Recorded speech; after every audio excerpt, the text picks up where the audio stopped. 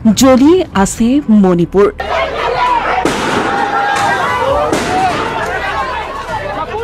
অশান্ত মণিপুৰ পুনৰ হৈ পৰিছে উত্তপ্ত কুকি মেইটেৰ গোষ্ঠী সংঘৰ্ষই আকৌ লৈছে চূড়ান্ত ৰূপ নিৰ্বিকাৰ ৰূপত দিল্লী 1.5 বছৰ ধৰি জ্বলি জ্বলি শেষ হৈ যোৱা মণিপুৰ পুনৰ হৈ পৰিছে উত্তপ্ত সোমবাৰে নিশা জিৰিবামৰ 2 মেইটে পৰিয়ালৰ 3 গৰাকী শিশু আৰু 3 গৰাকী মহিলাক অপহৰণ কৰিছিল দুৰ্বৃত্তই 60 বছৰীয়া ইউৰেম্পাম ৰাণী দেৱী তৈলাম থৈবী দেৱী 25 বছৰীয়া লেইশ্ৰান্ত হেইটেনবী দেৱী 8 বছৰীয়া তেলাম থাজামানবী দেৱী 2.5 বছৰীয়া লেইচাম চেমখেবাং সিং আৰু 8 মহীয়া লেইচাম লামকাম্বা সিঙক অপহৰণ কৰিছিল দুৰ্বৃত্তৰ দলটোৱে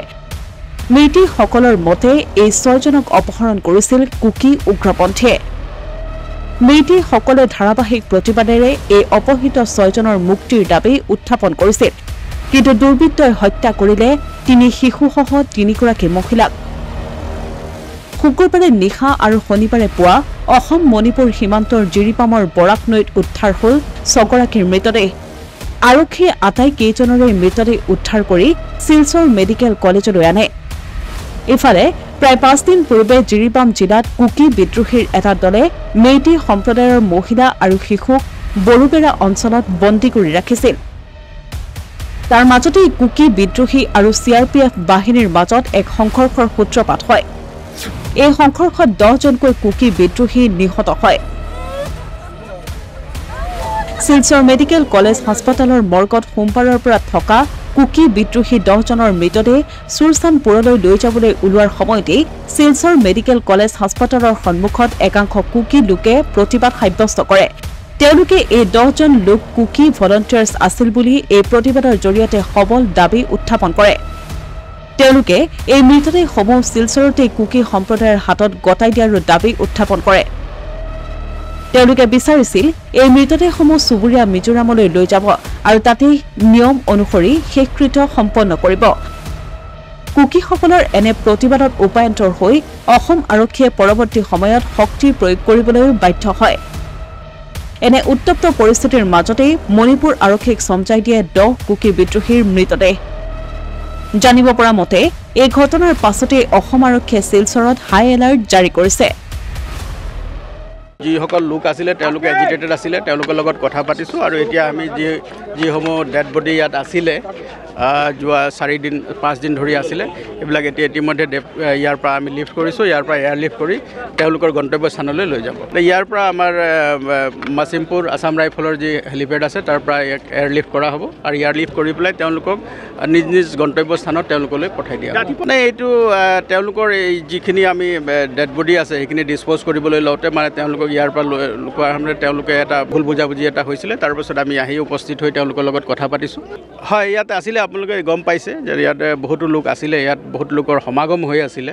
গতিকে এতিয়া আমি তেওঁলোকক সকলোকে অনুৰোধ কৰিছোঁ তেওঁলোকে নিজৰ ঘৰাঘৰি হ'ব লাগে কাৰণ ইয়াত এইটো হ'ল মানে অসমৰ কাছাৰ জিলা আৰু ইয়াত হ'ল আমি তেওঁলোকে এটা ইয়াত পোষ্টমৰ্টেমৰ কাৰণে তেওঁলোকে বডিসমূহ ইয়াত আনিছিলে তেওঁলোকৰ সুবিধাৰ্থে আৰু এতিয়া তেওঁলোকে পোষ্টমৰ্টেম কৰাৰ পাছত সেইবিলাক গন্তব্যস্থানলৈ তেওঁলোকে লৈ গৈছে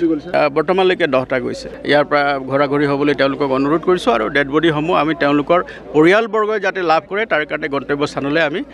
ইয়াৰ পৰা মণিপুৰ আৰক্ষীয়ে তাৰ ব্যৱস্থা কৰিছে আৰু এয়াৰ লিফ্ট কৰি ইয়াৰ পৰা লৈ যোৱা হৈছে আমি কোনো পৰিস্থিতিত আমাৰ এটা একেবাৰে পৰিষ্কাৰ কথা যে অসমত কোনো ধৰণৰ আইন শৃংখলা পৰিস্থিতি কাছাৰ জিলাত আমি কোনো গোষ্ঠীৰ মাজত আমি ইয়াত পৰিস্থিতি সৃষ্টি হোৱাটো আমি নিবিচাৰোঁ আৰু তাৰ কাৰণে অহৰহ আমি চেষ্টা চলাই আছোঁ আমাৰ সকলো অঞ্চলতে আমি পুলিচ বাহিনী আৰক্ষী বাহিনী তাৰপিছত অৰ্ধসামৰিক বাহিনী আমাৰ নিয়োজিত হৈ আছে আৰু এনেকুৱা ধৰণৰ কোনো অপশক্তিয়ে যদি ইয়াত কিবা পৰিস্থিতি সৃষ্টি কৰিবলৈ চেষ্টা কৰে তেওঁলোকৰ বিৰুদ্ধে কঠোৰতম আইনগত ব্যৱস্থা ল'বৰ কাৰণে আমি তৎপৰ হৈ আছোঁ ইফালে গোষ্ঠী সংঘৰ্ষত শনিবাৰে সন্ধিয়া অধিক উত্তপ্ত হৈ পৰে মণিপুৰৰ ৰাজধানী ইম্ফল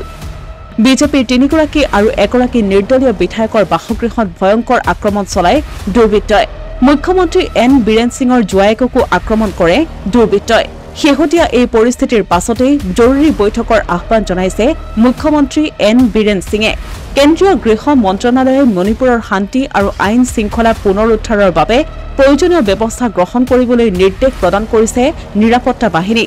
মন্ত্ৰণালয়ে সতৰ্ক কৰি কয় যিকোনো ধৰণৰ হিংসা বা বিশৃংখল সৃষ্টিকাৰীৰ বিৰুদ্ধে কঠোৰ ব্যৱস্থা গ্ৰহণ কৰা হ'ব